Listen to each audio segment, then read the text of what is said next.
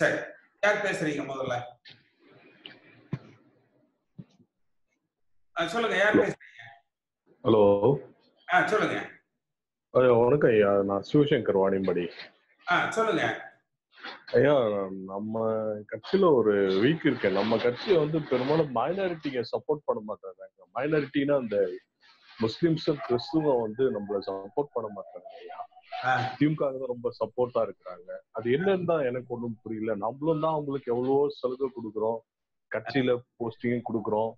நல்லா இப்போ ராணிப்பேட்டையில் ஐயா முகமது ஜான் மாதிரி, இப்போ எங்க ஊர் எம்எல்ஏ நிலோபர் கபில் மாதிரி, அம்மா இருக்கும்போது தலைவர் இருக்கும்போது நல்ல போஸ்டிங் எல்லாம் கொடுக்குறோம் நம்ம இதுல. பட் இருந்தாலும் அவங்க வந்து நம்ம பிஜேபியோட இருக்கோம், நரேந்திர மோடி பாரத பிரதமர் நரேந்திர மோடி அவர் செய்யற நல்ல திட்டங்களுக்கு நாம உறுதுணையா இருக்கிறோம். அது அவங்களுக்கு பிடிக்க மாட்டாங்க. ரொம்ப வெறித்தனமா இருக்காங்க ஐயா வாணியம்படியில. அதே மாதிரி இந்தியா பாகிஸ்தான் மேட்ச் நடந்தா கூட பாகிஸ்தான் ஜிந்தாபாத்னு சொல்றாங்க ஐயா. இந்தியா வந்து முற்றாக ஐயா. அதாவது அது ஹலோ ஹலோ அது மாதிரி பாகிஸ்தான் ஜெயிக்கணும்ன்ற மாதிரி சொல்றாங்க, இந்தியா தோக்கணும்ன்ற மாதிரி சொல்றாங்க. ரொம்ப வெறித்தனமா இருக்காங்க. நான் ஒரு ஆசிரியர் இருக்கேன், தனியார் பள்ளி ஆசிரியர். நானு என்னுடைய நண்பரே ஒருத்தர் சொல்றாரு, இப்போ மோடி கொண்டு வந்தாரு இல்லைங்களா இந்த என்னது ஒரு சில சீர்திருத்தம் எல்லாம், அதெல்லாம் உங்களுக்கு சுத்தமா பிடிக்கல. அதுல நான் பேச சொல்ல விரும்பல.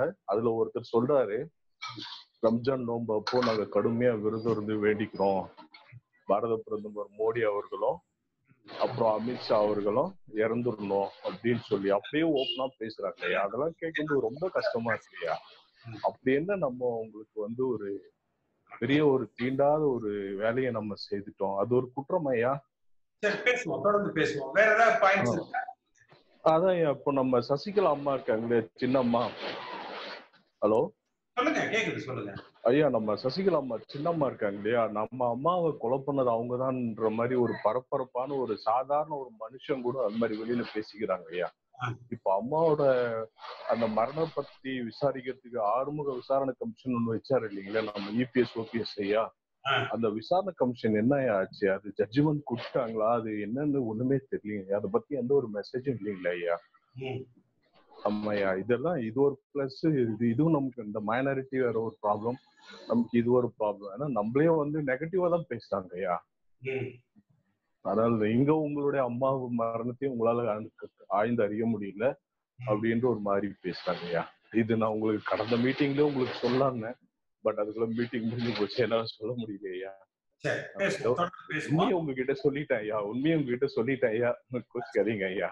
அதுல ஒண்ணு நம்ம தொடர்ந்து பேசுவோம். இது நம்ம இறுதியா அதுக்கு என்னங்கறத நம்ம பேசுவோம். சரிங்க ஐயா. ஓகே. அடுத்து யாரு பேசுறீங்க?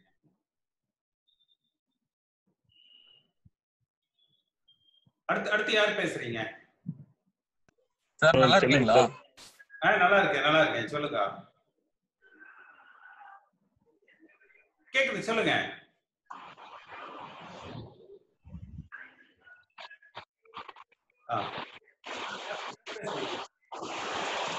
ஹலோ சொல்லுங்க. ஹலோ கேக்குது, தொடர்ந்து பேசிருங்க. அப்படியே சென்னையில இருந்து ரமேஷ் சார். சொல்லுங்க ரமேஷ், தொடர்ந்து பேசிருங்க சார். நம்ம 2 நாள் முன்னாடி மீட்டிங்லயும் சில விஷயங்களை நான் உங்ககிட்ட சில கருத்துக்களை நல்லா பகிர்ந்துக்கிட்டேன். அது எனக்கு கொஞ்சம் மனநிறைவை கொடுத்துச்சு. அதே மாதிரி இன்னைக்கு நம்ம வந்து சென்னையில கொரோனா இருக்கிறது சென்னை தான். சென்னையில கொரோனாவுடைய தாக்கங்கிறது அதிகமா இருக்கு. இருந்த போதும் அரசுகள் வந்து நான் இதை செஞ்சுட்டோம் அதை செஞ்சுட்டோன்னு பத்திரிகைகள்ல சுகாதாரத்துறை அமைச்சர் விஜயபாஸ்கர் கணக்கு கொடுக்கறதா முதல்ல இருக்காரு. சென்னையில என்ன நடக்குதுங்கிறது அதாவது ஒரு தெருக்கல்ல இருக்கிற எங்களுக்கு தான் அதனுடைய தகவல்கள் முழுமையா எங்களுக்கு தான் தெரியும். பட் அரசாங்கம் செய்யுதோ இல்லையோ, கட்சி ஏறையுடைய நிர்வாகிகள் இறங்கி இந்த கொரோனாவுக்காக என்ன இறங்கி வேலை செஞ்சாங்க. இதுக்கு முன்னாடி வரதா புயல் அது மாதிரி புயல் வந்த காலத்திலேயாவது கட்சியில உள்ள நிர்வாகிகள் எல்லாம் இறங்கி வேலை செஞ்சாங்க. பட் இன்னைக்கு இப்ப என்ன, இந்த கொரோனாங்கிற நோய் வந்து ஒரு கட்சி பணியில இருக்கிறவங்க கூட இறங்கி வேலை செய்யாத சூழ்நிலை தான் சென்னையில இருக்கு. ஏன்னா இந்த தகவல் எதுக்கு சொல்றேன்னா, நான் இருக்கிற தெருவில் வந்து முதல்ல லாக் பண்ணி வச்சிருந்தாங்க. அது வரைக்கும் எந்த கட்சிக்காரங்களும் வந்து கட்சி நிர்வாகிகள் இது வரைக்கும் வரல. திரும்பி ரிலீஸ் பண்ணாங்க. திருப்பி நேரத்துல இருந்து எங்க பகுதியை லாக் பண்ணி வச்சிருக்காங்க. பட் இது வரைக்கும் நிர்வாகிகள்னு சொல்லி யாரும் வரல, அரசு அதிகாரிகள்னு சொல்லி இது வரைக்கும் யாரும் வரல. இதற்கான தீர்வு கவர்மெண்ட் என்ன செய்ய போகுது, கட்சி என்ன செய்ய போகுதுதான் என்னுடைய முக்கியமான கருத்தை உங்ககிட்ட தகவலா சொல்லணும்னு நான் விரும்புறேன் ஐயா. வேற ஒன்றும், நான் ஏற்கனவே சில விஷயங்களை உங்ககிட்ட சொல்லிட்டேன்.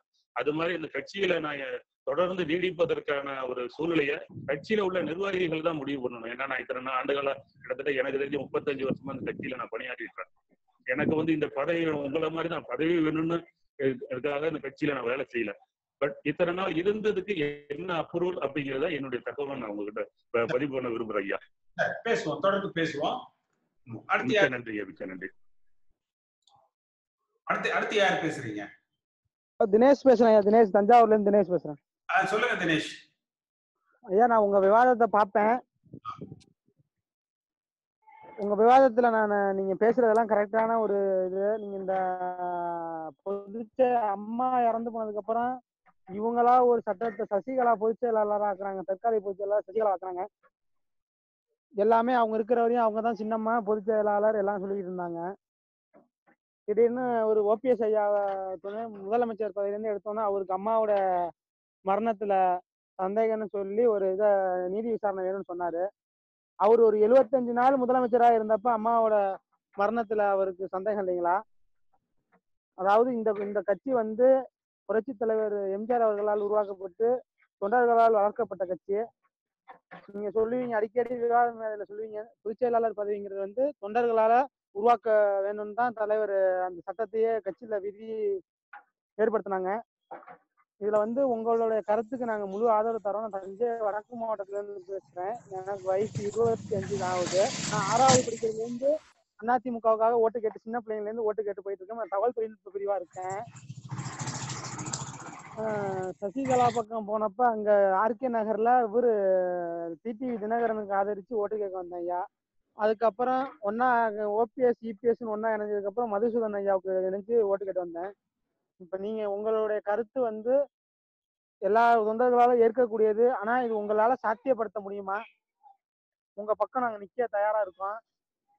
ஆனா நீங்க எப்படின்னா இப்ப இவங்க ஓபிஎஸ் இபிஎஸ் 2 பேருமே இப்ப அதிகாரத்துல இருக்காங்க. இந்த பக்கம் சசிகலாங்கிறவங்க முன்னாடியே அதிகார மையத்துல இருந்தவங்க.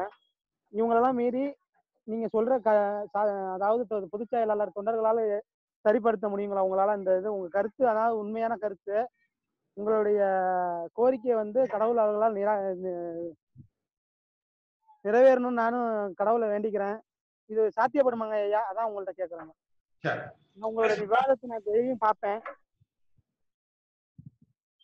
உங்களோட பதில் பேசுவோம். நான் கடைசியா சொல்றேன், பதில் சொல்றேன். எல்லார்ட்டையும் கேட்டு கடைசியா சொல்றேன். அதான் உங்களுடைய விவாதம், எல்லா விவாதத்தையும் நான் பார்ப்பேன். உங்களது என்னன்னா, எனக்கு பதவி வேணாம், தொண்டர்களால் இது உருவாக்கப்பட்ட கட்சி, இவங்களா இப்ப வேணும்னு ஒருங்கிணைப்பாளர் பதவியை போட்டுக்கிட்டாங்க, இவங்களா தற்காலிக பொதுச் செயலாளர் சின்னம்மாவை ஆக்கினாங்க, எல்லாம் இவங்களாவே எல்லாம் இப்ப இவங்க இருக்க ஆட்சி அதிகாரத்துல இருக்கனால இவங்களே இது பண்றாங்க. நம்ம இதனால நம்ம மக்கள் இடத்துல நம்ம அதிமுகவுக்கு பேர் இல்ல. வரும் எலெக்ஷன்ல நம்ம ஜெயிப்போங்களா? ஏதாவது நீங்க கோர்ட்ல போட்டீங்கன்னு நான் கேவியேட் மனு தாக்கல் பண்ணீங்கன்னு நான் கேள்விப்பட்டேன். உங்களுடைய மனு, அதாவது தேர்தல் ஆணையத்துல இது பண்ணிருக்க மனு ஜெயிக்கணும்னு நான் வேண்டிக்கிறேன் கடவுளை. அது மாதிரி கட்சிக்காரவங்களுக்கு செய்யணும் ஐயா, அதான் என்னோட வேண்டுதல். ஜெயிக்கிற வரையும் கட்சிக்காரவங்களுக்காக சொல்றாங்க, இது செய்யறேன், இது பண்றேன், இது பண்றேன்ட்டு. இது வரையும் அம்மா இருந்த வரையும் செஞ்சுக்கிட்டு இருந்தாங்க, இப்போ ஒருத்தவங்களும் செய்ய மாட்டேங்கிறாங்க. ஒரு சாதாரண தொண்டருக்கு ஒரு பிரச்சனைனா போய் ஒன்றிய செயலாளர், மாவட்ட செயலாளர் பாக்குறாங்க, அவங்களால எந்த ஒரு பயனும் இல்லை. நீங்க வந்தீங்கன்னா அதை மாதிரி செய்யணும் ஐயா, போகணும் ஐயா. நீங்க வரணும்னு நான் வேண்டிக்கிறேன். தொடர்ந்து பேசுவோம்.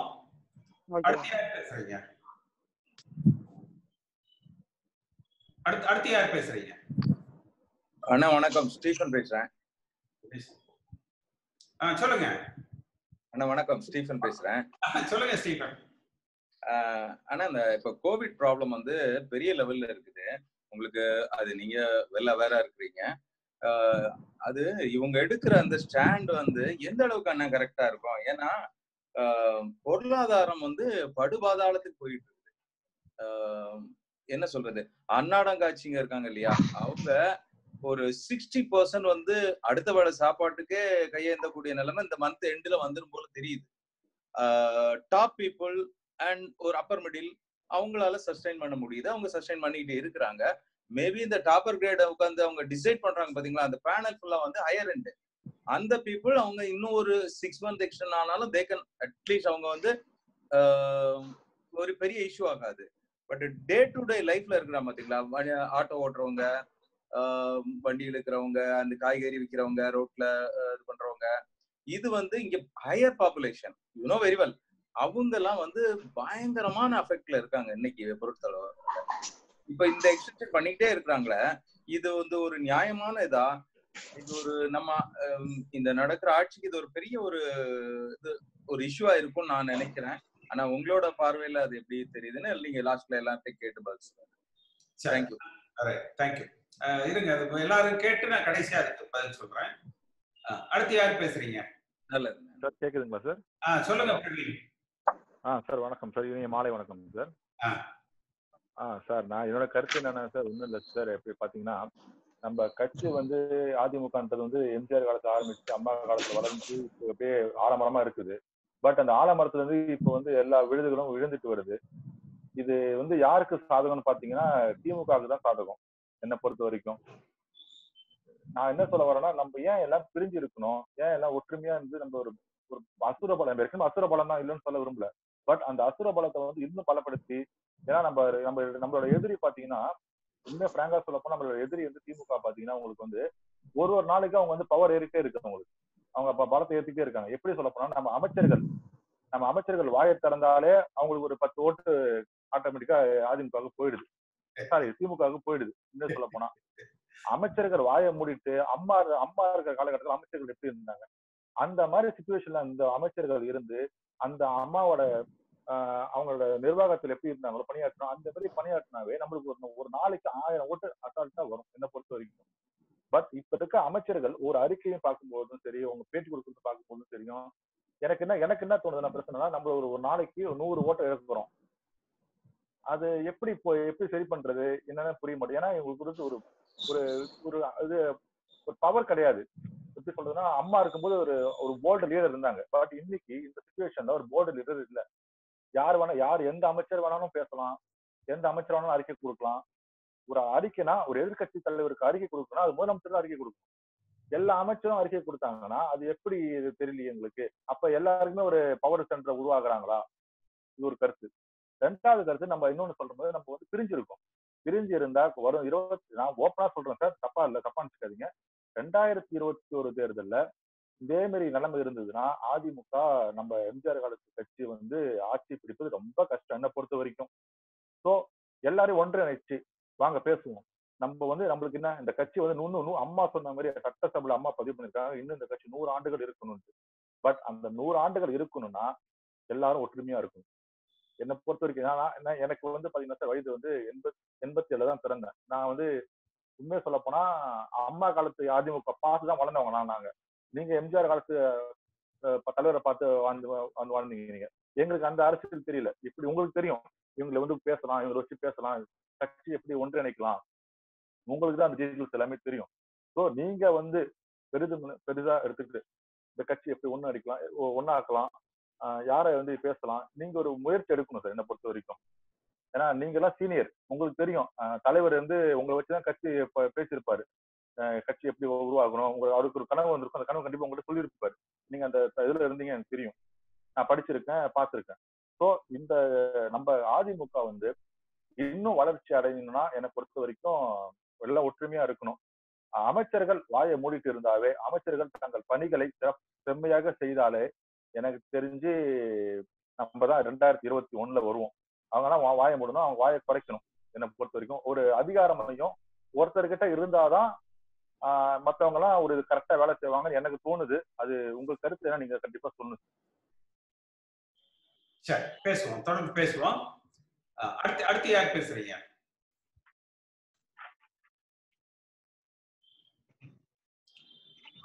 அடுத்து யார் பேசுறீங்க? சொல்லுங்க. மணிகண்டன் கேக்குது, சொல்லுங்க.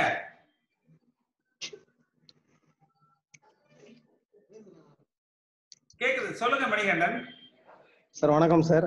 வணக்கம் சார். ஒண்ணும் இல்லை சார், காஞ்சிபுரத்துல இருந்து பேசுறோம் சார், காஞ்சிபுரம் டிஸ்ட்ரிக்ட். சொல்லுங்க தம்பி. ஸ்ரீபெரும்புத்தூர். ஒன்றும் இல்லை சார், நம்ம இந்த கோவிட் வந்து எப்போதான் சார் இந்த லாக்டவுன்லாம் ஊரடங்கு எப்போ முடியும் சார்? அதுதான் கொஞ்சம் ஒரே இதாக இருக்கு, வேற ஒன்றுமே இல்லை. ரொம்ப கஷ்டப்படுறோம் எல்லாருமே, நம்மளும் மக்களும் கஷ்டப்படுறோம், நம்மளும் கஷ்டப்படுறோம். வாழ்வாதாரம் எல்லாமே போயிடுச்சு, பொருளாதாரம் ஒன்றும் இல்லை. அது எப்போதான் அந்த லாக்டவுன் முடியும் உங்களுக்கு என்ன தெரியுமா சார்? நீங்க தொடர்ச்சியா பேசி முடிச்சிருங்க, அதுக்கப்புறம் நான் இறுதியா எல்லாருக்கும் பதில் சொல்றேன். சரி, ஓகே சார். நன்றி சார், நன்றி சார். அடுத்து ஹலோ ஹலோ பாலசுப்ரமணியன் இளைஞ்சு சார். சொல்லுங்க பாலசுப்ரமணியன் சார். நான் அந்த சாத்தான்குளம் விஷயமா உங்களுக்கு மெசேஜ் கொடுத்துருந்தேன். ஆமா ஆமா ஆமா பார்த்தேன். சொல்லுங்க, அது உங்க கருத்து சொல்லுங்க. நான் என்னுடைய கருத்தை இறுதியா எல்லாத்தையும் கேட்டுட்டு நான் கடைசியா பேசிடுறேன் சார். அதாவது சிஎம் வந்து இமிடியேட்டா பதில் இதை சொல்லாம அமைதியா இருந்தா நம்மளுடைய கட்சியினுடைய நேமே ஸ்பாயில் ஆகிட்டு இருக்கும். கட்டிசிக்காவது நாங்க நடவடிக்கை எடுக்கிறோம் பாக்குறோம் மாதிரி சொல்லணும். ஒரு நாள் கழிச்சு இன்னைக்கு சாயந்தரம் நியூஸ் வருது, நாங்க கவனிக்கப்படி அவருக்கு 10 லட்சம் கொடுக்கப்படுங்கிற மாதிரி லேட் நியூஸா கொடுக்குறோம். இந்த ஒரு நாள் லேட் நியூஸ் வந்து நம்ம வந்து ஒரு ஸ்டேபிள் கவர்மெண்டா இருக்குங்கிறத இல்லைங்கிறத காட்டுற மாதிரி இருக்கு. ஹலோ, கேக்குதா? கேக்குது சொல்லுங்க. இதுதான் என்னுடைய இது. நீங்க ஒரு சீனியர் மேன்ங்கிறதுனால இதுக்கு நிச்சயமா ஒரு நல்ல ஒரு கருத்துக்களை சொல்லணும். அப்பதான் நமக்கு வந்து ஸ்டாண்ட் பண்ண முடியும். வேற ஏதாவது சொல்லணுமா? இவ்வளவுதான் சார். ஒரு கர்டிசிக்காண்டி தான் இது. நீங்க ஏதாவது ஒரு கைட் பண்ணி சொல்லுங்க. அடுத்து யாரு? ஹலோ, சொல்லுங்க. கேக்குது, சொல்லுங்க. என்ன கேக்குது, சொல்லுங்க, பேசுங்க, அப்படியே தொடர்ந்து பேசுங்க.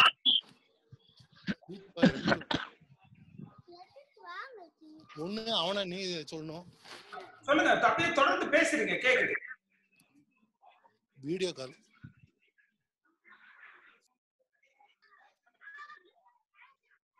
அவர் லைன் சரியா வரல போல இருக்கு. வேற யாராவது பேசுறீங்களா?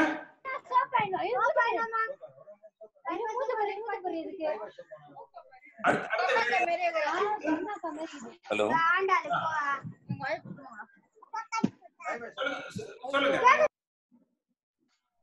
அண்ணா வணக்கம். நான் சுரேஷ் பேசுறேன், சென்னையில இருந்து. சொல்லுங்க சுரேஷ்.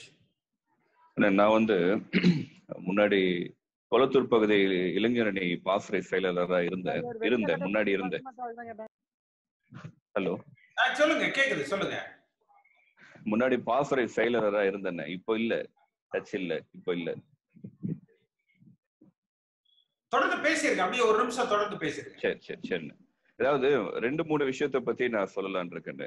முதல் விஷயம் வந்து பொதுச் செயலாளர் விஷயத்துல நீங்க எடுத்திருக்க நீங்க சொல்ற தொடர்ச்சியா நீங்க சொல்லிட்டு வர ஸ்டாண்ட் வந்து ரொம்ப கரெக்ட். ஒரு சிங்கிள் பர்சனா தொண்டர்களால தேர்ந்தெடுக்கப்படுற தனி ஒருத்தரா இருக்கும் போது அதோட கட்டுப்பாடு மாதிரியான சில விஷயங்கள் அது நல்லா இருக்கும். அதனால பொதுச் செயலாளர் விஷயத்துல நீங்க தொடர்ந்து வலியுறுத்திட்டு வர விஷயம் தான் ரொம்ப சரியானது. அது கூடிய விரைவில் நடக்கணும். 2வது விஷயம் பாத்தீங்கன்னா, இப்ப இந்த கொரோனா காலத்துல ஆளும் எல்லா உலகம் ஃபுல்லாவே இது இருந்தாலும் இங்க தமிழ்நாட்டை பொறுத்த வரைக்கும் ஆளுங்கட்சி மேல மிகப்பெரிய ஒரு எதிர்ப்பு இயல்பா இருக்கா இல்ல திட்டமிட்டு பரப்பப்படுதான்றது தெரியல. ஆனா பிஎன்சி சென்டர்ல மிகப்பெரிய ஒரு எதிர்ப்பு இருக்கு, ஒரு விரக்தி இருக்கு மக்களுக்கு.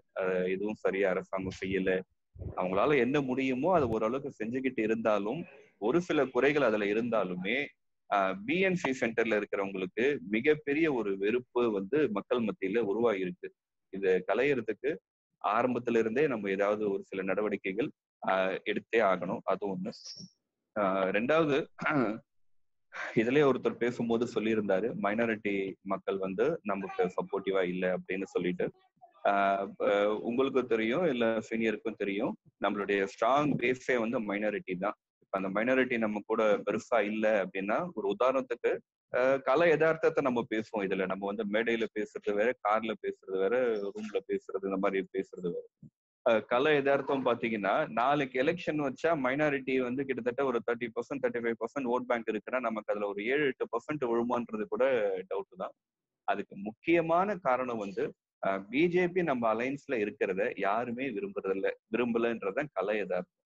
அட போய் இப்போ நம்ம தான் போய் அவங்களுக்கும் சேர்த்து எல்லா தேர்தல் வேலை தேர்தல் பணி செய்யற மாதிரி இருக்கு. அவங்க மத்தியில ஆட்சியில அதிகாரத்துல இருக்கிறாங்கன்ற ஒரே காரணத்துக்காக இங்க நம்மள அதிகாரம் செலுத்துறாங்க, பயன்படுத்திக்கிறாங்க. ஆக பிஜேபியோட அலைன்ஸ்ல இருக்கிற வரைக்கும் நம்ம மைனாரிட்டியோட ஓட் பேங்கை எதிர்பார்க்கறது எந்த வகையிலையும் அது இதுவா இருக்காது. நம்ம சயின்டிபிக்காவும் சரி தலைகீழ நின்று சொன்னாலும் சரி பிஜேபியை இங்க இருக்கிற மைனாரிட்டி மக்கள் யாரும் ஏத்துக்கிறதுக்கு தயாரா இல்லைன்றத கலை எதார்த்தம். என்ன வேணா ஃபேஸ்புக்ல பேசுறது வேற, கலை எதார்த்தம்ன்றது ஒரு சென்டர்ல இருக்கிற ஸ்லம்ல இருக்கிறவங்க கிட்ட எங்கேயோ போய் நம்ம பேசும்போது பிஜேபி ஏத்துக்கிறதுக்கு அவங்க தயாரா இல்லைன்னு அது ஒரு விஷயம். இது இந்த சில விஷயம் தானே பொதுச் செயலாளர் விஷயத்துல நீங்க எடுக்கிறது. அண்ட் இந்த கோவிட் விஷயத்துல மிகப்பெரிய ஒரு விரக்தி வெறுப்பை நம்ம நாளுக்கு நாள் சம்பாதிச்சுக்கிட்டே போறோம். ஒண்ணு. இரண்டாவது, இந்த அலைன்ஸ் விஷயத்துல பிஜேபி கூட நம்ம தொடர்ந்து பயணிச்சோம்னா நம்மளால தான் பிஜேபிக்கு 99% பயனே தவிர பிஜேபி கூட அலைன்ஸ்ல இருக்கிறதுனால நமக்கு எந்த விதமான ஒரு பலனும் இருக்கிறதா ஃபீல்டு ஒர்க் பண்ற யாருமே அது மாதிரி அதை ஃபீல் பண்ணலன்னு. இது நீங்க உங்களோட இறுதி கருத்தை நீங்க சொல்லும் போது இது சொல்லுங்க. சரி, இப்ப நம்ம பொதுவா இன்னைக்கு பரிமாறின கருத்துக்கள்னு எடுத்துக்கிட்டீங்கன்னா, ஒண்ணு இந்த பொதுச் செயலாளர், அதாவது பொதுச் செயலாளர் அப்படிங்கிறது புரட்சித் தலைவர் எம்ஜிஆர் அவர்கள், அம்மா இவங்க வழியில அந்த அடிப்படை தொண்டர்கள் தான் அந்த கட்சியுடைய தலைவரை முடிவு செய்யணும். அப்படி இருந்ததுனா தான் அவங்க ஒரு மக்கள் சக்தியோட தொண்டர்கள் சக்தியோட மிக வலிமையா ஒரு ஒற்றை தலைமையில இந்த கட்சியை வழிநடத்த முடியும். இதுதான் நம்ம எல்லாருமே வலியுறுத்திட்டு வர்றோம். அதுல கூட ஒரு தம்பி முதல்ல தினேஷ் பேசும்பொழுது சொன்னாரு, அத சசிகலா ஒரு பக்கம், இபிஎஸ் ஒரு ஓபிஎஸ் இவங்க அதிகாரத்தில் இருக்கிறாங்க, இதையெல்லாம் தாண்டி நம்ம வெற்றி பெற முடியுமா? ஆனா அந்த கோரிக்கை நியாயம், அதுதான் வெற்றி பெறணும் அப்படின்னு சொன்னீங்க. இத எல்லா தொண்டர்களும் இதை உணர்ந்து ஆமா இதுதான் வேணும் அப்படிங்கிற நீங்க முடிவுகளை எடுத்தீங்கன்னா நிச்சயமா அது சாத்தியம். லீகலா சட்டப்படியான அந்த போராட்டம்ங்கிறது நான் தொடர்ந்து செய்யறேன், அதுல நான் பின்வாங்கிறது இல்லை. அது எவ்வளவோ எனக்கு இடைஞ்சல் பண்ணி அதுல இருந்து என்ன வாபஸ் வாங்க வைக்கிறதுக்கு அவங்க முயற்சி பண்ணாலும் கூட எந்த சூழ்நிலையிலையும் நான் அதை விட்டு தரமாட்டேன். ஆனால் சட்டப்பூர்வமான அந்த ஒரு கோர்ட் மூலமாகவே இதுக்கு தீர்வுங்கிறது நம்ம வெற்றி பெறலாம். ஆனா காலதாமதம் ஆகும். ஆனா வருகிற தேர்தலுக்கு முன்பாகவே எல்லா தொண்டர்களும் இல்ல, நீங்க ஆட்சியை காப்பாத்துறதுக்காக ஒரு பொதுக்குழு ஒரு இடைப்பட்ட காலத்துல ஒரு அரேஞ்ச்மெண்ட் வச்சீங்க, ஏன்னா யாராவது ஒருத்தர் ஒரு 10 எம்எல்ஏவோட வெளியே போயிட்டாங்கன்னா அந்த அரசாங்கம் கவிழ்ந்துடும் அப்படின்னு தான் காரணம் சொன்னாங்க. அப்படின்னா கூட இப்ப இனி 6 மாசம் தான் தேர்தலுக்கு இருக்கு. இப்ப 2021 மே மாசம் புது அரசாங்கம் வரணும். ஜனவரியில இருந்து உங்களுக்கு இந்த தேர்தல் பிரச்சாரங்கள் ஆரம்பமாயிடும். இப்ப ஜூன் முடிஞ்சது, சரியா இன்னும் ஒரு 180 நாள் தான் இந்த அரசாங்கத்தினுடைய ஆயுள் காலம் இருக்கு. சோ இப்பவாவது இந்த தொண்டர்களை அவர்களது நம்பிக்கையை பெறுகிற வகையில இவர்கள் முடிவு எடுக்கணும். இவர்கள் அப்படி முடிவு எடுக்க மாட்டாங்க அப்படின்னா எல்லா தொண்டர்களும் ஒருங்கிணைந்து இதுதான் இந்த கட்சிக்கு சரி அப்படிங்கிற கருத்தை வெளிக்கொண்டு வந்தோம்னா நிச்சயமா அது சாத்தியம். அப்படி ஒரு கருத்தை நம்ம வெளிக்கொண்டு வருவதற்காகத்தான் இது போல நம்ம எல்லாரையும் ஒருங்கிணைச்சு இப்ப ஒரு 50 பேர் இன்னைக்கு கலந்துக்கிறீங்கன்னா யார் என்ன கருத்து சொல்றாங்க அப்படிங்கிறது ஒரு 10 பேர் பேசினா கூட 40 பேர் கேட்டுக்கிட்டு இருப்பாங்க. அப்ப இது மாதிரி இப்ப இதுவரைக்கும் கிட்டத்தட்ட எனக்கு ஒரு 500 பேருக்கு மேல இந்த ஜூம் மீட்டிங்ல கலந்துக்கிட்டு கருத்து சொல்லி இருக்கிறாங்க. அப்ப ஒருத்தருக்கு ஒருத்தர் மனசுக்குள்ள நினைச்சிருந்தா கூட வெளியே சொல்றதுக்கு சங்கடப்பட்டு இருக்கலாம். நம்ம சொன்னா சரியா வருமா, இது எல்லாரும் ஏத்துப்பாங்களான்னு ஒரு இந்த மாதிரி தளத்துல வரும் பொழுது எல்லாரும் இதைத்தான் விரும்புறாங்க, அப்ப நம்ம நினைச்சது சரிதான் அப்படின்னு வர்ற பொழுது நிச்சயமா இந்த கோரிக்கை வெற்றி அடையும். அதே மாதிரி ஒரு தம்பி பேசுற பொழுது சொன்னாரு, நம்ம ஒன்றிணைந்து ஒன்னா ஒரு இந்த தனித்தனி குழுக்களாக இல்லாம ஒரே அதிமுகவாக பலம் பொருந்தி இருந்தா தான் நம்ம திமுகவை ஜெயிக்க முடியும்னு. நிச்சயமான அது ஒரு உண்மை. ஏன்னா புரட்சி தலைவர் மறைந்ததற்கு பிறகு திமுக என்ன நினைச்சாங்கன்னா இந்த ஜனதா கட்சி இருக்கும். மொரார்ஜி தேசாய் காலத்துல அவங்க கவர்மெண்ட் ஃபார்ம் பண்ணியிருந்தாங்க. அதுக்கு அப்புறம் பாத்தீங்கன்னா ஒரு சின்ன லாலு பிரசாத் ஒரு பக்கம், முலாயம் சிங் யாதவ் ஒரு பக்கம், ஒரிசால பிஜு ஜனதா தள் ஒரு பக்கம், அந்த மாதிரி ஒரு சின்ன சின்ன குழுக்களாக அது பிரிச்சிருச்சு. ஆனா அன்னைக்கு அம்மா அப்படிங்கிற அந்த ஒரு சக்தி புரட்சி தலைவர் மறைவுக்கு பிறகு இந்த கட்சியை எல்லாரும் எல்லோரையும் ஒன்றிணைத்தாங்க. ஆனா அது ஒன்றிணைத்தாங்கன்னா அம்மாவை கடுமையாக எதிர்த்த ஆரம் வீரப்பன், காளிமுத்து, இவர்களை எல்லாம் கூட PH பாண்டியன் எல்லாரையும் இணைச்சுதான், பொன்னையன் எல்லாரையும் இணைச்சுதான் அதை வந்து அவங்க செஞ்சாங்க. அவங்க வந்து விட்டு கொடுத்து போனாங்க. அப்ப ஆட்சியில் இந்த கருத்துல இதுக்கு முன்னாடியே நான் சொல்லியிருக்கிறேன். சசிகலா உள்பட OPS, EPS, நான் எல்லாருமா சேர்ந்து ஒரு குழு அமைத்து அந்த பொதுச் செயலாளர் தேர்தல் நடத்துகிற வரை ஒரு குழுவாக சுயநலத்தை விட கட்சியினுடைய நலன் பெரிது. ஏன்னா இந்த கட்சி நல்லா இருந்தா 1.5 கோடி தொண்டர்களது வாழ்க்கை நல்லா இருக்கும், தமிழ்நாட்டு மக்களது வளம் பாதுகாக்கப்படும் அப்படிங்கிற அளவுல வந்து இதை வந்து ஒன்றிணைக்கணும். அதே போல பாரதிய ஜனதா கட்சி அவங்கள பத்தி சொன்னீங்க. பாரதிய ஜனதா கட்சியை எதிர்த்து பேசுறதுக்கு தான் என்னை கட்சி விட்டு நீக்கணும்னு சொல்லி அறிவிச்சாங்க. ஏன்னா நான் ஒரு தம்பி இப்ப 25 வயசு தான் ஆகுதுன்னு சொல்லி பேசினாரு இங்க பிரவீன் நினைக்கிறேன். வந்து நான்லாம் வந்து கல்லூரியில படிக்கிற பொழுது 1982ல எனக்கு 22 வயசு இருக்கிற பொழுது புரட்சி தலைவர் எம்ஜிஆர் அவர்கள் என்னை இளைஞர் அணியில ஒரு பொறுப்புல வந்து நியமிக்கிறார். சத்யா ஸ்டுடியோல அந்த இளைஞர் அணி பொறுப்பாளர்கள் எல்லாரையும் கூப்பிட்டு வச்சு அவ்வளோ அமைச்சர்களையும் வெளிநிறுத்திட்டாரு. மாவட்டத்துக்கு அன்றைக்கு வந்து ஒரு 25 மாவட்டம் தான், மாவட்டத்துக்கு 10 பேர், ஒரு 250 பேர் மட்டும் வச்சு அந்த சத்யா ஸ்டுடியோல இந்த கட்சியினுடைய எதிர்காலம் உங்க கையில தான் இருக்கு, நீங்க தான் இதை வந்து எதிர்காலத்துல வந்து இந்த கட்சியை கட்டுக்கோப்பா காப்பாற்றணும் அப்படிங்கறத சொன்னாரு. அது போல இன்னும் பல விஷயங்கள் என்கிட்ட தனிப்பட்ட முறையில வந்து சொல்லியிருக்காரு. புரட்சி தலைவர் மறைவுக்கு பிறகு ஜார்ஜ் இணைப்புலையும் கூட நான் தான் நானும் ஒரு முக்கிய அங்கம் வகிச்சேன். இப்ப எடப்பாடி பழனிசாமி அவர்களையும் OPS அவர்களையும் எடுச்சதை நான் தான் பேசினேன். OPS அவர்கள் வந்து நானே முதலமைச்சர், நானே பொதுச் செயலாளர் அப்படின்னாரு. எடப்பாடி பழனிசாமி முதலமைச்சர் சேர நான் டெய்லி வீட்டுக்கு எடுத்துட்டு போயிடுவேன், இதை விட்டு நான் நைட்டு தூங்கும் போது கூட நான் விட்டு எதிர்க்க மாட்டேன் அப்படின்னு சொல்லி சொன்னாரு. கூட நானே பொதுச் செயலாளர் அப்படிங்கறதையும் சொன்னாரு. ஆனா இந்த 2 பேரையும் மாறி மாறி பேசி 2 பேருக்கும் இடையில பாலமாக இருந்து இந்த கட்சியை வந்து இணைச்சது நான் தான் இணைச்சேன். ஆனா இணைத்ததற்கு பிறகு இவங்க வந்து அந்த பாரதிய ஜனதா கட்சியை எதிர்க்கணும் அப்படிங்கிற ஒரு நிலைப்பாடு வருகிற பொழுது இவங்க வந்து என்ன நீக்கணுங்கிற ஒரு முடிவுக்கு வந்து வர்றாங்க. பாரதிய ஜனதா கட்சி எதிர்க்கணும் அப்படிங்கிறது வந்து எனக்கு ஒண்ணு தனிப்பட்ட விரோதமோ குரோதமோ அது மாதிரி எல்லாம் ஒண்ணுமே கிடையாது. இப்ப இங்க பேசும்பொழுது சொன்னீங்க இல்லையா, மைனாரிட்டி ஓட்டுகள் அது நம்மளை விட்டு போயிடும். நான் அதை கூட பார்க்கல. அதாவது இந்த கட்சி என்பது வந்து மோடி பெயரை சொல்லியோ அமித்ஷா பெயரை சொல்லியோ RSS பின்புலத்திலோ அதிமுக வெற்றி பெற வேண்டிய அவசியம் இல்லை. புரட்சி தலைவர் எம்ஜிஆர் அவர்களது பெயரை சொல்லி, அம்மா அவர்களை சொல்லி இன்னும் 100 ஆண்டு காலத்துக்கு தமிழ்நாட்டில் அதிமுக ஆளுகிற கட்சியாக இருக்கலாம் அப்படிங்கிற அளவுல தான் புரட்சி தலைவர் இந்த கட்சிக்கு ஒரு அஸ்திவாரம் மட்டும் கொடுத்திருக்கிறார். அதனால நாம சுயமா முடிவெடுக்கலாம்னு சொன்ன. நீங்க பிஜேபியில இருந்து ஒண்ணு சொல்றாங்க அப்படின்னா அதை செய்யணும்னு அவசியம் கிடையாது. நல்ல விஷயங்களை ஏற்றுக்கொள்ளுங்கள், பாதிக்கிற விஷயங்களுக்கு நீங்க வந்து மறுப்பு சொல்லுங்கள் அப்படிங்கறத நான் வந்து சொன்னேன். ஆனா உடனே வந்து இவங்க என்னை நீக்கினதாக அறிவிச்சாங்க.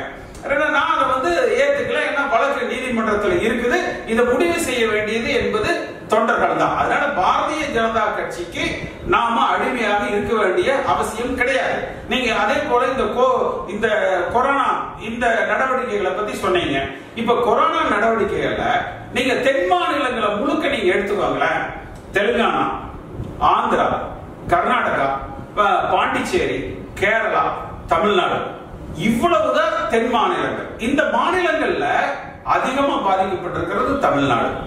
சரி, இதுக்கு என்ன சொல்லுவாங்கன்னா நம்மளுடைய அந்த நெருக்கம், அதாவது அந்த டென்சிட்டி வந்து ரொம்ப அதிகமா இருக்குது, சுகாதார தன்மை வந்து குறைச்சலா இருக்குதுன்னு சொல்லுவாங்க. ஆனா உலகத்திலேயே மிகப்பெரிய குடிசை பகுதி என்று அறிவிக்கப்பட்ட மும்பை, தமிழர்கள் வாழுகிற தாராவியில இன்றைக்கு வெற்றிகரமாக அந்த கொரோனாவை வந்து கட்டுப்படுத்திட்டாங்க.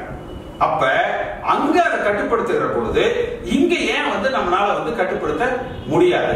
இங்கேயும் நிச்சயமா வந்து நம்ம அதை கட்டுப்படுத்த முடியும். லாக்டவுன் சொல்லி சொல்றாங்க. சரி, அந்த லாக்டவுன் வருகிற பொழுது பொருளாதார பிரச்சனைகள் வந்து வருது. ஏன் ஒரு முதலமைச்சர் வந்து மோடி அவர்கள்ட்ட தாராளமா கேட்கலாம், நீங்க வந்து 1,80,00,000 ரேஷன் கார்டு இருக்குன்னு சொல்லி சொல்றாங்க. அதுல சில டூப்ளிகேஷன் இருக்கும், சில பேர் கார்டு வச்சிருப்பாங்க, பொருள் வாங்க மாட்டாங்க. ஒரு ரொம்ப எஃபெக்டிவா பாத்தீங்கன்னா 1 கோடி பேர், அதாவது 1,80,00,000 பேர்ல 1 கோடி பேர் எஃபெக்டிவா வச்சிருப்பாங்க.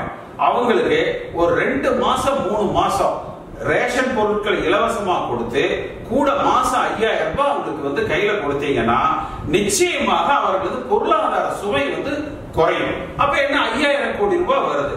3 மாசத்துக்கு எவ்வளவு வருது? 15,000 கோடி ரூபாய் வருது. இன்றைக்கு கூட இது வந்து ஒண்ணு காலதாமதம் ஆயிரல. முதலமைச்சர் தாராளமா செய்யலாம். நான் அறிவிக்கிறேன், என்கிட்ட நிதி இல்ல, மத்திய அரசாங்கம் கொடுக்கணும், அப்படி கொடுக்கலைன்னா நாங்க பிஜேபியை எதிர்த்து நிற்போம் அப்படின்னு சொல்லி இவர்கள் வந்து குரல் கொடுக்கலாம். ஒட்டுமொத்த அது நடக்கலைன்னா கூட ஒட்டுமொத்த தமிழ்நாடும், ஒட்டுமொத்த அதிமுகவும், ஒட்டுமொத்த மைனாரிட்டிகளும் இவர்கள் பின்னால வந்து நிற்பாங்க. ஆனா இதை அவங்க செய்ய மாட்டாங்க. ஏன்? அவர்கள் கைகள் வந்து சுத்தமாக இல்லை. நீங்க வந்து புரட்சி தலைவர் எதிர்த்து நின்னாருன்னா புரட்சி தலைவர் சொல்றத மத்திய அரசாங்கம் கேட்டுது, அம்மா அவர்கள் சொல்றது வந்து மத்திய அரசாங்கம் கேட்டுது. அவங்க வந்து அம்மா எந்த காலத்திலையும் அவர்கள் மீது வழக்குகள் இருந்தாலும் கூட அந்த வழக்குகள் இருந்து தான் விடுவிச்சுக்கணும் அப்படிங்கிறதுக்காக மத்திய அரசாங்கத்துக்கு அடிபணிஞ்சு போகல, எதிர்த்து நின்னாங்க, போராடினாங்க. மோடியா லேடியான்னு சொல்லி 2014 தேர்தலை வந்து சந்திச்சாங்க. அதனாலதான் அதிமுகங்கிற கட்சி வலிமையாக இன்றைக்கு வந்து நின்னது. ஆனா இவங்க வந்து இவர்களுக்கு, இவர்கள் குடும்பத்துக்கு, இவர்கள் மேல இருக்கிற அந்த தவறுகளுக்கு ஒரு பாதிப்பு வந்துடக்கூடாது அப்படிங்கிறதுக்காக மத்திய அரசாங்கத்தை இவங்க தேவைக்கு அதிகமாக அனுசரித்து போறாங்க. அதனால நமக்கு வந்து மைனாரிட்டியில கெட்ட பேர் வருது, மக்கள் மத்தியில வந்து கெட்ட பேர் வருது. இன்னைக்கு இவ்வளவு கொரோனாவில் நம்ம இவ்வளவு அதிகபட்சம் பாதிச்சிருக்கிறோம். மற்ற மாநிலங்களை காட்டிலும் தமிழ்நாட்டுக்கு பாரதிய ஜனதா கட்சி, மத்திய அரசாங்கம் என்ன செஞ்சிருக்குன்னு சொல்லுங்களேன். எதுவுமே கிடையாது. அப்ப நீங்க ஏன் அவங்களுக்கு அடிபணிச்சு அடிமைகளாக நீங்க வந்து போறீங்க? நீங்க அட்லீஸ்ட் அவங்களோட போய் சண்டை போட வேண்டாம், ஆனா உங்கள் தனித்தன்மையை நீங்கள் பாதுகாக்க வேண்டும். அதிமுகவுடைய அந்த புரட்சி தலைவர் எம்ஜிஆர் வழியில வந்த அந்த கொள்கைகளை நீங்க வந்து பாதுகாக்கணும் அப்படிங்கறத நம்ம திரும்ப சொல்றோம். அடுத்து இந்த கொரோனா பொறுத்த வரைக்கும் அதே மாதிரி ஒரு தம்பி அழகா சொன்னாரு, இந்த அமைச்சர்கள் பேசாம இருந்தாலே போதும், இவங்க பேசினாதான் அந்த ஓட்டுகள் வந்து செதறுது அப்படிங்கறத சொன்னாரு. ஏன்னா ஒவ்வொருவரும் மாறி மாறி அந்த கருத்துக்களை சொல்றாங்க. இது மற்ற அமைச்சர்களை விட முதலமைச்சரே மாறி மாறி சொல்றாரு. ஒவ்வொரு முறையும் ஒவ்வொரு கருத்துக்களை வந்து சொல்றாரு. ஏன்னா ஒரு அரசாங்கத்தை நடத்துகிற அந்த ஆளுமை, அந்த மக்கள் என்ன நினைக்கிறாங்க, அதிமுக கட்சி தொண்டர்கள் வந்து என்ன நினைக்கிறாங்க அப்படிங்கறத கேட்டு இவர்கள் செயல்படுறது இல்லை. அதுக்கு முக்கியமான காரணம் என்னன்னா, அடிப்படை தொண்டர்களால தேர்ந்தெடுக்கப்பட்டவரோ தமிழ்நாட்டு மக்களால் தேர்ந்தெடுக்கப்பட்டவரோ அல்ல இந்த முதலமைச்சர். அவருக்கு வேணுங்கிறது 124 எம்எல்ஏ. 124 எம்எல்ஏ சந்தோஷமா இருந்தால் இந்த 5 ஆண்டு காலம் அவர் வந்து முதலமைச்சர். வரலாற்றுல அண்ணாவுக்கு பிறகு, கலைஞருக்கு பிறகு, புரட்சி தலைவருக்கு பிறகு, அம்மாவுக்கு பிறகு 4 ஆண்டு காலம் முதலமைச்சராக இருந்த வரலாறு படைச்சிட்டா போதும் அப்படிங்கிற அளவுல எடப்பாடி பழனிசாமி தன் சுயநலத்தை பார்க்கிறாரே ஒழிய, கூட இருக்கிற அமைச்சர்களும் அவர்களது வருமானத்தை, அவர்களது பாதுகாப்பை, அவர்களது குடும்பத்தை பார்க்கிறாங்களே ஒழிய 2021 தேர்தல், அதற்கு பிறகு இந்த கட்சிக்கு என்ன எதிர்காலம், இந்த கட்சியை நம்பி இருக்கிற தொண்டர்களுக்கு என்ன எதிர்காலம் அப்படிங்கறத பத்தி இவர்கள் வந்து நினைக்கிறதே கிடையாது. அதே மாதிரி இன்னைக்கு அந்த சாத்தான்குளத்துல இருக்கிற அந்த பிரச்சனையை கூட சொன்னாங்க. அதாவது ஒரு கொரோனா காலகட்டத்தில் இன்னைக்கு வந்து மக்கள் 2 பிரச்சனையில வந்து போராடிக்கிட்டு இருக்கிறாங்க. ஒரு பக்கம் பொருளாதார பிரச்சனை, இன்னொரு பக்கம் நோய் தொற்று. ஆனா அந்த நோய் தொற்றுக்காக அவங்க எவ்வளவு பாதுகாப்பா இருந்தாலும் கூட அவர்கள் பொருளாதாரத்தை அவங்க வந்து பாதுகாக்க வேண்டியதா இருக்குது.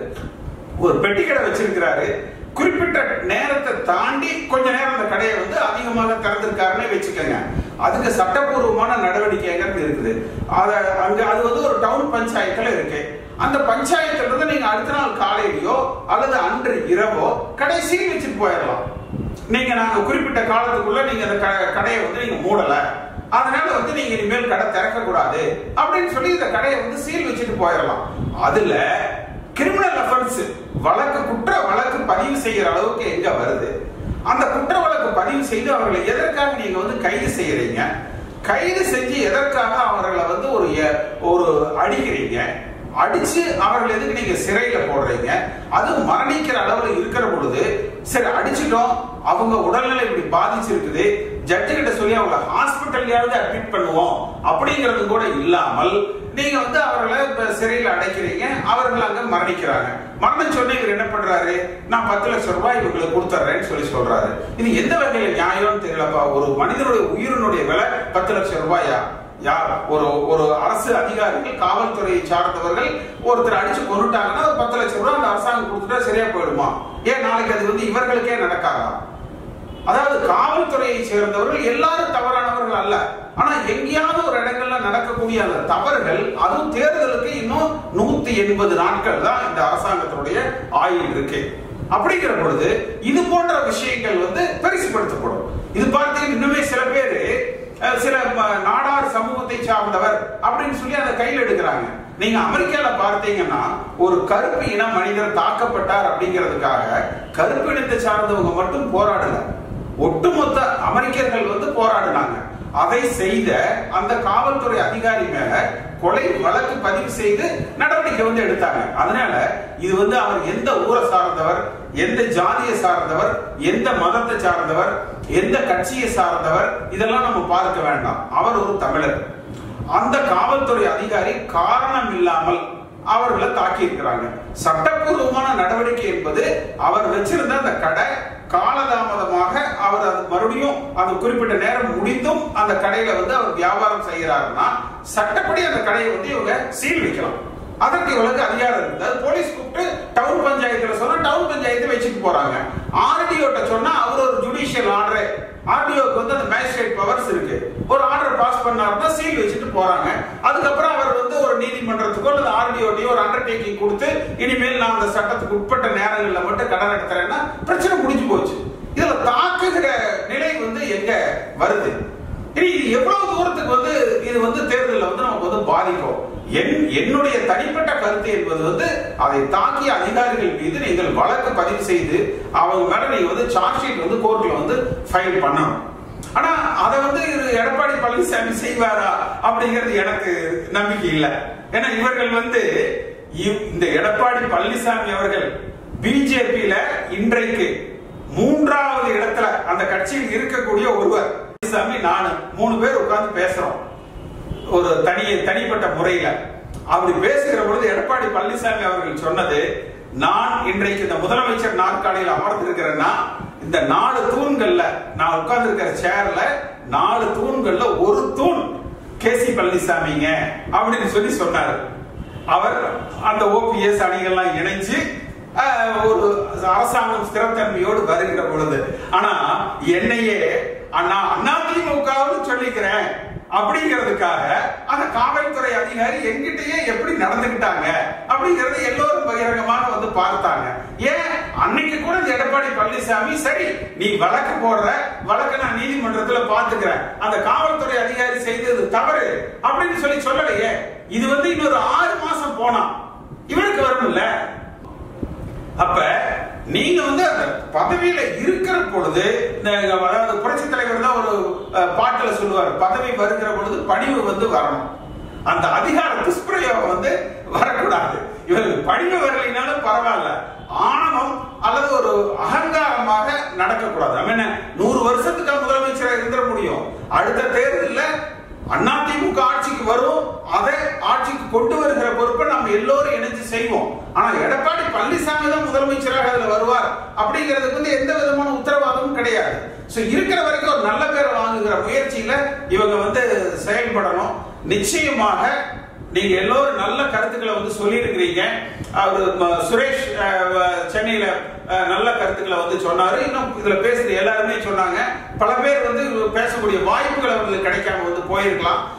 நம்ம தொடர்ச்சியா இந்த நிகழ்ச்சிகளை வந்து நம்ம நடத்துவோம். நான் வந்து ஒரு 10,000 தொண்டர்கள் வரைக்கும் கருத்துக்களை கேட்டுட்டு அது ஒரு நல்ல முடிவாக எடுப்போம். ஆனா என்றைக்கும் நாம் அண்ணா திராவிட முன்னேற்ற கழகம், அதிமுக, எம்ஜிஆர், அம்மா, ரெட்டலை, இதை தாண்டி நம்ம வெளியில போக மாட்டோம். நாம் விரும்புவது, நாம் போராடுவது என்பது அதிமுகவில் ஒரு தலைமை மாற்றம், அடிப்படை தொண்டர்களால் தேர்ந்தெடுக்கப்படுகிற ஒரு பொதுச் செயலாளர், ஒற்றை தலைமையாக அந்த ஒற்றை தலைமையின் கீழ் நாம் எல்லோரும் ஒன்றுபடணும்.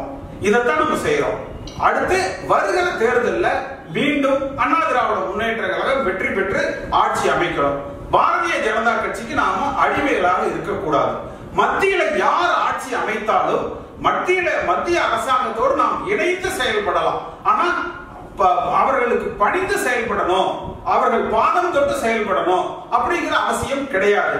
நாம புகழ் பரப்ப வேண்டியது மோடிக்கோ அமித்ஷாவுக்கோ அல்ல, புரட்சி தலைவர் எம்ஜிஆர் அவர்களுக்கும் அம்மா அவர்களுக்கும் அந்த திராவிட பாரம்பரியத்தை தான் நம்ம கட்டி காப்பாற்றணும். இதுல கலந்துகிட்டு கருத்து சொன்ன உங்களை அத்தனை பேருக்கும் நன்றி.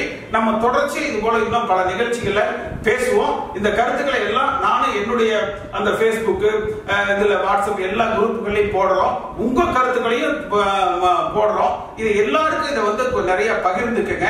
நிறைய தொண்டர்கள் வந்து இப்ப ஆர்வமா வர்றாங்க. எல்லாரும் கருத்தையும் கேட்போம். கட்சிக்கு இந்த கட்சியை வலிமைப்படுத்துகிற நடவடிக்கைகளை நம்ம செய்வோம். நன்றி, வணக்கம்.